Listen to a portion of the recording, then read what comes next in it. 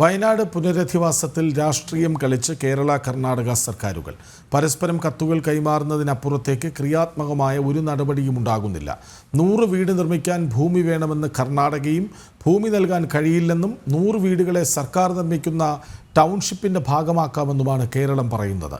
കിടപ്പാടമില്ലാതെ കണ്ണീരോടെ ചൂരൽമല മുണ്ടക്കൈ നിവാസികൾ കാത്തിരിക്കുമ്പോഴാണ് ഇരു സർക്കാരുകളുടെയും കണ്ണിൽ ചോരയില്ലാത്ത കത്ത് യുദ്ധം.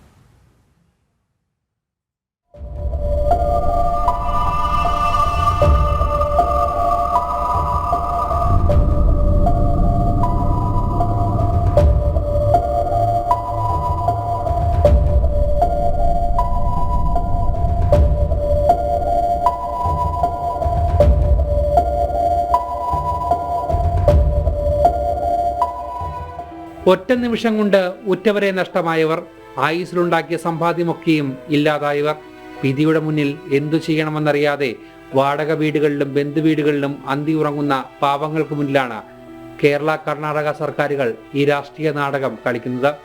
വയനാട് പുനരധിവാസത്തിൽ 100 വീടുകൾ വെച്ച് നൽകാമെന്നായിരുന്നു കർണാടകയുടെ വാഗ്ദാനം. ഇതിനായി ഭൂമി അനുവദിച്ചു നൽകണമെന്ന് ചൂണ്ടിക്കാട്ടി സംസ്ഥാന സർക്കാരിന് കത്ത് നൽകി.